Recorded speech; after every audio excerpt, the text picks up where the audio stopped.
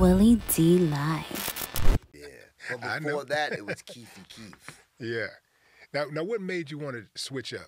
What made you want to go from MC Do Damage to your government name? Well, I played sports in high school a lot. And, Murray, the name would ring. Basketball, soccer, track. And, the rap names never stuck with me. It was just Murray or Ma or Keith Murray. Or I was in the streets selling drugs. It was just, I'm in a gang called a group of men, young men that gave themselves a name called LOD, Legion of Doom. Yeah, Legion of Doom, yeah. So the cops called us a gang. And when did y'all evolve into a group? With you and 50 Grand and Kel Vicious. That's crazy. And Really Ron J. know the history. Yeah. Yeah, so I'm from Central Islip, Long Island, where K Solo is from. Yeah. So when I was on the Carlton Avenue selling hand-to-hand drugs and stuff, we used to just be running up the cars and going uptown, reeing up.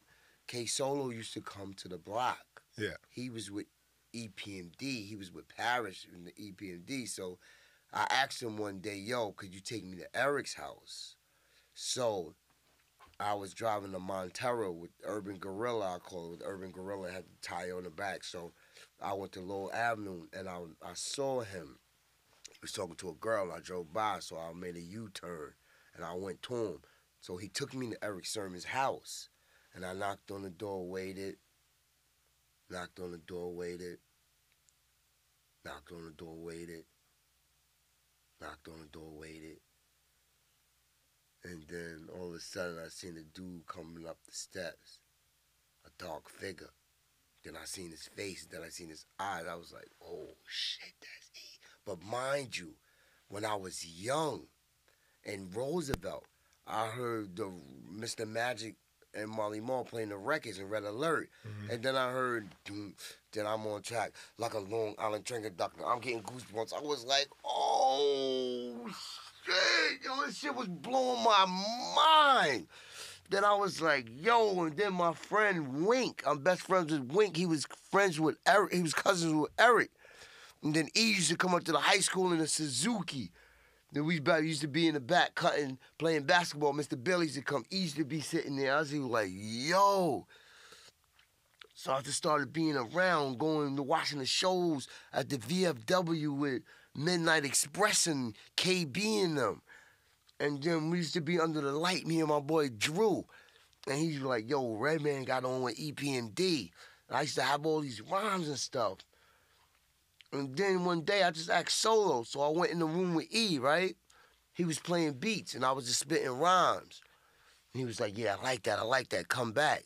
So I used to go back, at that time, going to college, New York Tech. Was this like 92, 93? It was like 90. It was like I was in high school, I just got out of high school, so it was like that summer. It was like 90, but then I had caught an assault charge, and I had to go do 6 months, 5 years probation, and I was talking to E on the phone in jail. Then I got out, and I would see Redman and DOS Effects in them go to E house, and then I would follow the tour bus, like when they was local, like Connecticut, when me and Tone Capone, Eric Cousin, follow the bus. I used to be with Tone Capone all around time, rhyming too, following E.